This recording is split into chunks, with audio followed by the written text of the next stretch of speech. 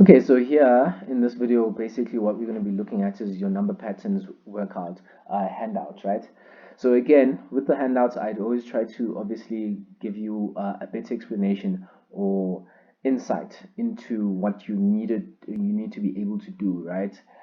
Because with the handouts themselves, they are kind of like examples and summaries, and they don't really get into what is expected of you, right? So in this video, we're going to be doing number patterns.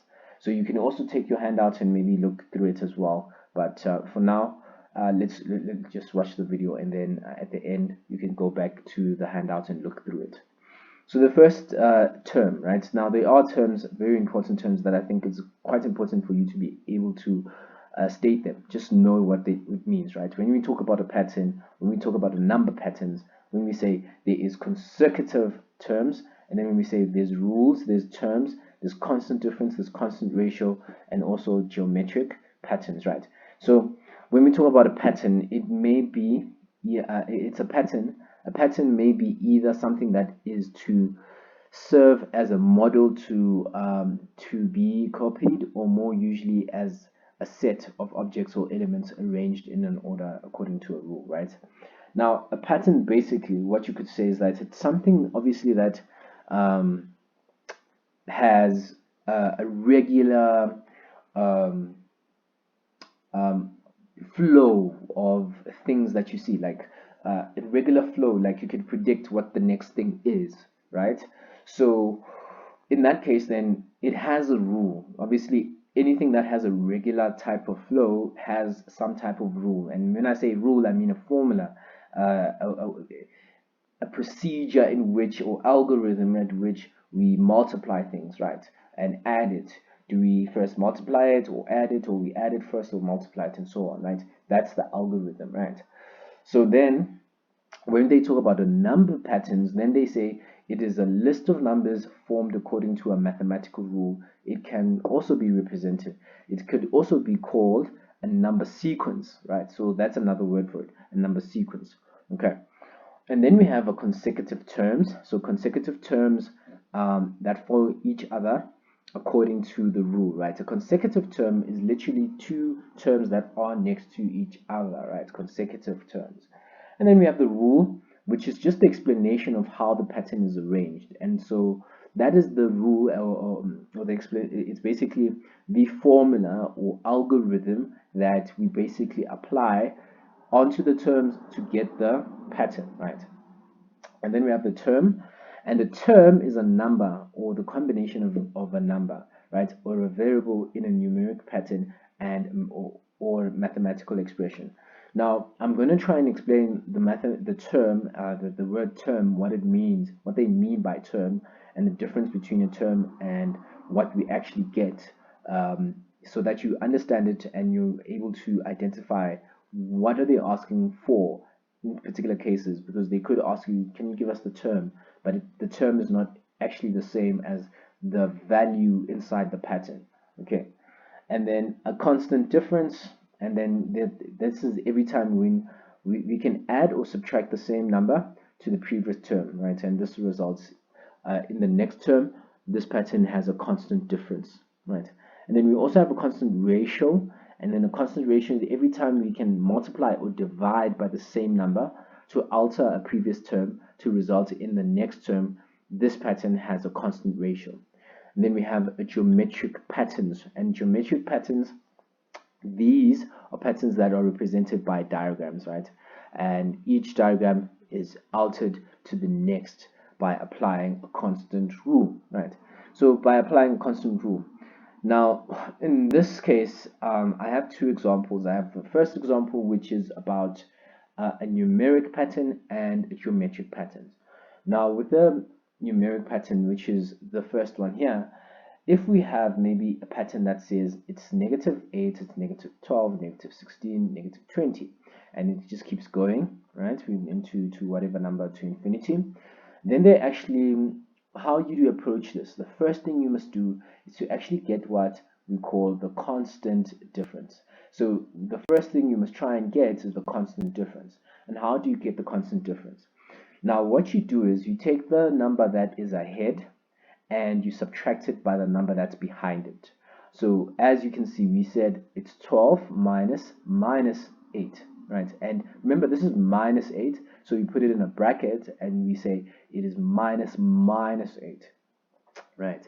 And also notice that what we said, what I said, when we want the constant difference, we take the number that is ahead, right? So we take 16, for instance, negative 16, and we subtract it by the number that's behind that number that is ahead.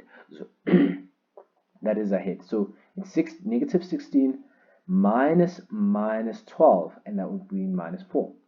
And then it's negative 20 minus 16, that's negative 4, you see. So that's what we basically did. And as you can see, for each time we did that with the pairs, we first did it with a negative 12 and 8, and we did it then with negative 16 and 12, and we did it with negative 16 and 8. What did we get each single time? We got negative 4, and negative 4. And basically, that's why we call it a constant, right? Constant meaning not changing. So the difference between all these terms that all these terms that they have given us, we still got the constant difference of negative 4. We got the same difference of negative 4. So how could we use this if we were given maybe in a table form, and in that table form we need to get 5, 6, 7, 8, and 9. Basically, then that means that we take that constant difference and we add by negative 4. And when we add by negative 4, as you can see, we add by negative 4. You understand what I'm saying? We add by negative 4. Remember, plus and minus in this case becomes minus. So therefore, it's actually just minus 20 minus 4. But because as I was explaining, we are adding the minus 4, right? So this would be minus 24. We add minus 4, that's minus 28. We add minus 4, then it's minus 32. We add minus 4, it's minus 36 and 14, right? So if now they ask you what is the rule, remember what the rule is, as I was trying to explain here, is that basically the rule is the explanation of how the pattern is arranged. However, it's also, you can see it as an algorithm at which what are you going to do first to get to the answer, right? So in this case, what we do is that, remember, now we look at x, right? X is the input, y is the output. Now x here is actually what we call the term, right? So basically, when we say 1, this is the first term, this is the second term, this is the third term, this is the fourth term, this is the fifth term, sixth term, seventh term, eighth term, ninth term, and so on and so forth. So in this case, we actually take the term number, which is 1, and note that the term is always what we call a integer. It's always an integer, right? And what an integer basically means is what? It means that it is a whole number, right? It's always a whole number between negative infinity to positive infinity. Basically, anything that is a negative number that is still a whole number, a negative whole number to a positive whole number, those are integers, right? And terms can only be integers, okay? But the output can be any real number, so meaning it can be any kind of number. It could even be a fraction. So y could be any number, it could be anything, even a fraction, but x has to be whole numbers every time. Okay, so now as I was saying with the term, so in this case, remember the constant difference. So this constant difference that we got there is actually what we're going to multiply that term with. So when we multiply the term, so we say it's minus 4 times x, right? Minus 4 times x. But if you think about it, minus 4 times 1, because this is the first term, that will only just give us minus 4. So we needed to actually subtract by 4 to give us minus 8. And that's where this minus 4 comes from, right? So we've gotten now kind of like an expression, but now we need to actually check whether or not this rule that we put here, and this is the rule, this rule is true, right, for all of the values. So then we'll take maybe the second term, we put it into our algorithm or formula or rule, and we say it's minus 4 times 2 minus 4, we know that gives us negative 12. Minus 4 times 3 minus 4, that gives us negative 16. And minus 4 times 4 minus 4, that's negative 20. And so on until 9, and we actually get that it's negative 40, as we had actually done when we used just the constant difference in the table form. Okay, so clearly this would be the algorithm for the numeric pattern. Now you must notice I call this the numeric pattern, right? So this is the numeric pattern. Why? Because it has a constant difference, but also the rule that we actually write up is actually the constant difference. So it's going to be y, and then we would have the constant difference, constant difference, right? That multiplies the term number. So the whatever term number that we have, which is the x in this case, right? X represents the term plus any number that will satisfy the equation, right? And remember how we got this part here. We got the C how by actually seeing that, okay, after multiplying the constant difference with the term number, we got that it's minus 4, but then we needed a number to give us minus 8. So then we put in minus 4 to give us minus 8, because minus 4 and minus 4 is minus 8. So basically this could be any number that will help us to make sure that we have the y to be satisfied, right? So in this case, as I explained, we took the constant difference, which is minus 4, we multiplied it with the term, right? But then we got that the term gives us minus 4, right? So if it was minus 4 times 1, it's just minus 4. But now we needed to get minus 8. So what do we need to add or subtract on minus 4 to get to minus 8? We just added minus 4, and there we had minus 4, so it's minus 8. And that's how it comes across. And that's basically a numeric pattern. So a numeric pattern has a constant difference plus and a C there, right? That would be the rule of it, right? And then we have the geometric pattern, right? So the geometric pattern, we're not gonna look too much into how the rule is written, because the geometric pattern is a bit more complicated than most. But let's look at this pattern where maybe they've given us 2, negative 4, 8, negative 16, and 32.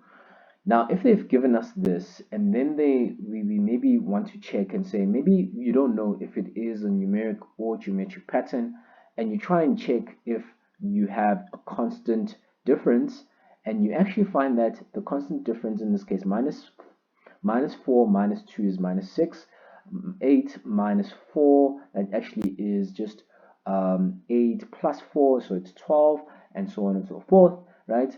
You can see that all of these numbers are different, right? Because of all of these numbers are different, then we don't have a constant difference. We know we have no constant difference, and so it can't be a numeric pattern. Remember, it has to have a constant difference. So if we can't find a constant difference, then it is not a numeric pattern. So automatically what you should be thinking to yourself is that I should try out the alternative, and that is being the constant ratio. So how do you get the constant ratio? Still, you take the number that is ahead and you divide it by the number that's behind.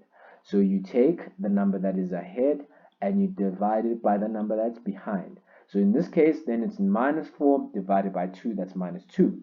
Then it's 8 divided by minus 4, that's minus 2. It's a negative 16 divided by 8, that is minus 2. And negative 32 minus 16, not 32 here, sorry, I wrote this wrong. So this is minus 16, then that gives us negative 2. And so that is why we actually call it a constant difference, because when we take the number that is in front and we divide it by the number that's behind it, we get the same constant ratio. We get the same constant ratio, and the constant ratio in this case is -2. And so if you're given a table and maybe you needed to find the rest of the values, then you would have taken this -2 and you would have multiplied it from the previous one. So it would have been 32 times -2 to give us -64, and so on and so forth. So other than that, that is the most important things.